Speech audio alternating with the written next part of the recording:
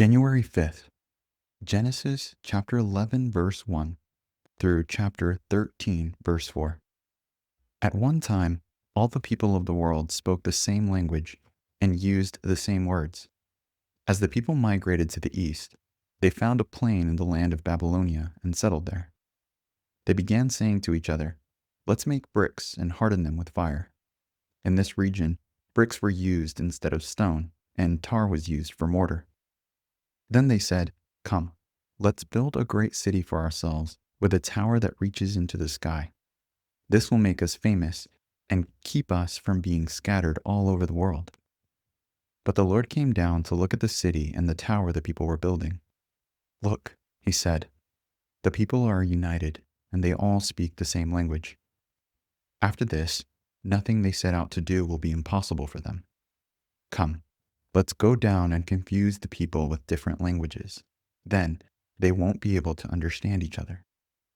In that way, the Lord scattered them all over the world, and they stopped building the city. That is why the city was called Babel, because that is where the Lord confused the people with different languages. In this way, he scattered them all over the world. This is the account of Shem's family. 2 years after the great flood, when Shem was 100 years old, he became the father of Arphaxad. After the birth of Arphaxad, Shem lived another 500 years and had other sons and daughters. When Arphaxad was 35 years old, he became the father of Shelah. After the birth of Shelah, Arphaxad lived another 403 years and had other sons and daughters. When Shelah was 30 years old, he became the father of Eber. After the birth of Eber, Shelah lived another 403 years and had other sons and daughters. When Eber was 34 years old, he became the father of Peleg. After the birth of Peleg, Eber lived another 430 years and had other sons and daughters. When Peleg was 30 years old, he became the father of Reu. After the birth of Reu, Peleg lived another 209 years and had other sons and daughters. When Reu was 32 years old, he became the father of Serug. After the birth of Serug, Reu lived another 207 years and had other sons and daughters.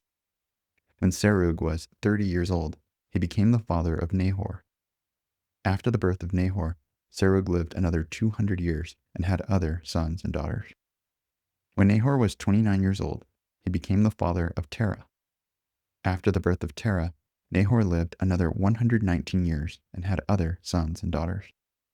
After Terah was 70 years old, he became the father of Abram, Nahor, and Haran. This is the account of Terah's family. Terah was the father of Abram, Nahor, and Haran was the father of Lot. But Haran died in Ur of the Chaldeans, the land of his birth, while his father, Terah, was still living. Meanwhile, Abram and Nahor both married. The name of Abram's wife was Sarai, and the name of Nahor's wife was Milcah. Milcah and her sister Iscah were daughters of Nahor's brother Haran. But Sarai was unable to become pregnant and had no children. One day, Terah took his son Abram, his daughter-in-law Sarai, his son Abram's wife, and his grandson Lot, his son Haran's child, and moved away from Ur of the Chaldeans. He was headed for the land of Canaan, but they stopped at Haran and settled there. Terah lived for 205 years and died while still in Haran. The Lord had said to Abram, "Leave your native country, your relatives, and your father's family, and go to the land that I will show you. I will make you into a great nation. I will bless you and make you famous, and you will be a blessing to others. I will bless those who bless you, and curse those who treat you with contempt. All the families on earth will be blessed through you." So Abram departed as the Lord had instructed, and Lot went with him. Abram was 75 years old when he left Haran. He took his wife Sarai, his nephew Lot, and all his wealth, his livestock, and all the people he had taken into his household at Haran, and headed for the land of Canaan. When they arrived in Canaan, Abram traveled through the land as far as Shechem. There he set up camp beside the oak of Moreh. At that time, the area was inhabited by Canaanites. Then the Lord appeared to Abram and said, I will give this land to your descendants. And Abram built an altar there and dedicated it to the Lord who had appeared to him. After that, Abram traveled south and set up camp in the hill country with Bethel to the west and Ai to the east. There, he built another altar and dedicated it to the Lord, and he worshipped the Lord. Then, Abram continued traveling south by stages toward the Negev. At that time, a severe famine struck the land of Canaan, forcing Abram to go down to Egypt, where he lived as a foreigner. As he was approaching the border of Egypt, Abram said to his wife Sarai, Look, you are a very beautiful woman. When the Egyptians see you, they will say, This is his wife. Let's kill him, then we can have her. So please, tell them you are my sister. Then they will spare my life and treat me well because of their interest in you. And sure enough, when Abram arrived in Egypt, everyone noticed Sarai's beauty. When the palace officials saw her, they sang her praises to Pharaoh, their king, and Sarai was taken into his palace. Then Pharaoh gave Abram many gifts because of her: sheep, goats, cattle, male and female donkeys, male and female servants, and camels. But the Lord sent terrible plagues upon Pharaoh and his household because of Sarai, Abram's wife. So Pharaoh summoned Abram and accused him sharply. What have you done to me? He demanded. Why didn't you tell me she was your wife? Why did you say she is my sister and allow me to take her as my wife? Now then, here is your wife. Take her and get out of here. Pharaoh ordered some of his men to escort them, and he sent Abram out of the country, along with his wife and all his possessions. So Abram left Egypt and traveled north into the Negev, along with his wife and Lot and all that they owned. Abram was very rich in livestock, silver, and gold. From the Negev, they continued traveling by stages toward Bethel, and they pitched their tents between Bethel and Ai, where they had camped before. This was the same place where Abram had built the altar, and there he worshipped the Lord again. Matthew chapter 5, verses 1 through 26. One day, as he saw the crowds gathering, Jesus went up on the mountainside and sat down. His disciples gathered around him, and he began to teach them. God blesses those who are poor and realize their need for him, for the kingdom of heaven is theirs. God blesses those who mourn, for they will be comforted. God blesses those who are humble, for they will inherit the whole earth. God blesses those who hunger and thirst for justice, for they will be satisfied. God blesses those who are merciful, for they will be shown mercy. God blesses those whose hearts are pure, for they will see God. God blesses those who work for peace, for they will be called the children of God. God blesses those who are persecuted for doing right, for the kingdom of heaven is theirs. God blesses you when people mock you and persecute you and lie about you and say all sorts of evil things against you because you are my followers. Be happy about it. Be very glad, for a great reward awaits you in heaven. And remember, the ancient prophets were persecuted in the same way. You are the salt of the earth. But what good is salt if it has lost its flavor? Can you make it salty again?